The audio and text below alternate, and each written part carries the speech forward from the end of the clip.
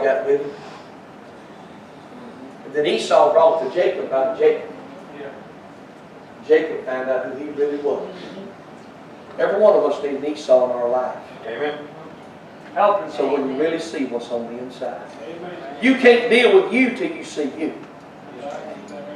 So Brother Joe, we've got to be done wrong. We've got to be hurt to see how we're going to respond. How are you going to forgive somebody? God's got it in His Bible. How are you going to learn how to forgive somebody if somebody don't do you wrong? Amen. Amen. Right? Right. Positives and negatives. Oh, we start looking for the positive. The last thing I'd say is this, and I'm done. You must realize that the church is dear to Jesus Christ. Right? It's His bride. You ought not mess with His bride. I used to be a fighter. I used to.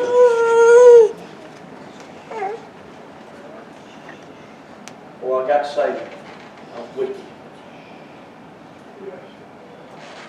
Your pastor can testify. He probably sent word to his cousin not to marry him.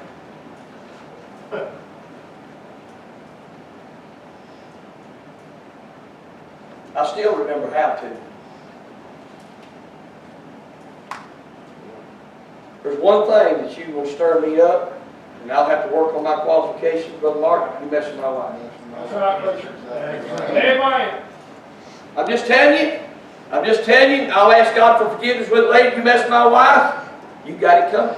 Right, preacher. Me or you one's going to tote one. Amen. Right? Exactly right. Oh, fist bump right there, brother. Yeah. That's exactly right.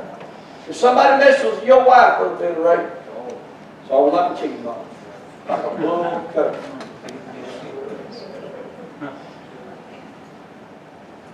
All you other men will be the same way. Amen. Amen.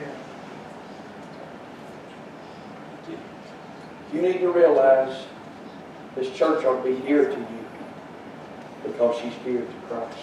Right. Amen. He gave His life's blood for it. Ephesians 5:25, husbands, love your wives, even as Christ loved the church and gave Himself for it. I wonder if the church is dear to Jesus or not. Acts chapter 20, verse 28 tells us Jesus purchased the church with His own blood. You wouldn't run a part of the church down that Christ purchased with His own blood, would you?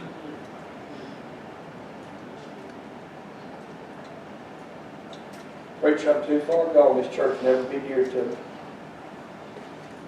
Brother Billy Ray, you may not let me come back tomorrow night. I'm going to say something. If you've made up your mind that this church is not going to be dear to you, you need to leave and go find one that can come dear to you. Right. Amen. Because if you're not going to allow this church to become dear to you, all you're going to do is hurt His people. That's right. You promise. Saying that the sweetest way I can tonight. Don't hurt this church. Is this church dear to you? How can this church be dear to me? I'm done. You must want it to be. You must get over some things. Right. You must stop comparing this church to other churches. You must stop looking at the negatives and start looking at the positives. You must invest in it.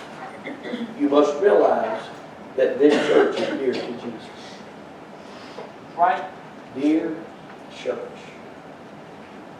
has this church been dear to you? Just what will it take for this church to become dear to you? May take somebody getting saved for a bit. Right. May take somebody getting saved. May take somebody getting saved again. I figured that would get real quiet. It may take somebody getting saved again.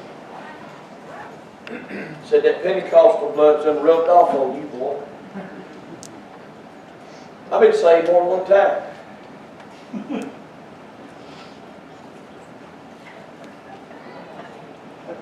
I got saved one time, September 13, 1988, but I've been lost a few times since then. Not in salvation, but I've lost my way. lost myself, found myself wandering, been backslid on God a little bit, right? And I've had to, it's almost like getting saved again. I bet that's about what the prodigal son felt like when he came home. That's right. How do you think he felt? Reckon he felt saved? Amen. He's lost. He's in a mess. That's right, brother. Is this church, is your church dear to you? Yes, sir. Is this church dear to you? Is some of you been here a long time? Is some of you young folks? Y'all listen to me. If you don't make this church your home, make up your mind. Who knows when you go down the road? Is the church dear to you? That's right. Father, I thank you, Lord, for what you've had to say to me today. Thank you for what you have already said in this service. Holy Spirit, I pray tonight that you will take and bind the cord that ties us together tonight as a body, even tighter and closer. Help us to do like sheep and not like goats. And when any kind of trouble comes, God, just wall us up together. Pull us up real tight. Bring us in the sheep. Yes. Father, I love you. Thank you, God, what you even going to do with this.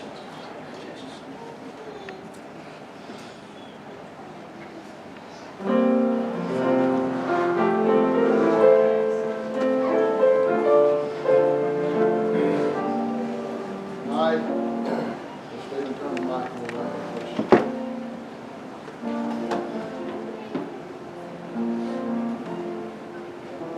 How dear is the church? How much do you love the church? Not the building, like the preacher said. One another. We're bad to find the flaws. Ain't that right? We can point out all the flaws in every individual. Can you find anything good that makes your church dear to you? The altars are open tonight. The invitation's open. I want you to respond to God. Maybe you're here tonight and you're lost. You said, Preacher, I can't love the church. I don't know. I've never been saved. I made a profession of faith or something like that, but there just ain't no joy in my heart. I don't know whether I'm saved. I just probably not even ever been saved. Never been born again. I'm sure you sure do it tonight. You trust Him. Repent and believe. Let Him become your Lord and your Savior. Forget about everything behind you, all the faults you see. Because if you look at the one that you need to look at, you'll not find any faults. You'll look at Jesus, the author and the finisher of our faith. If you'll look at Him, you'll not find no faults.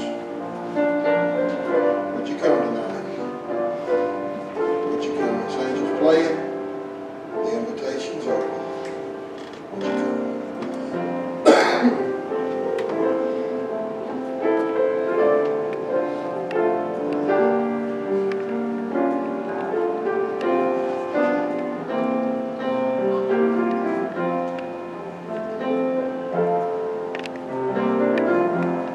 Maybe you mistreated the church. Maybe you've not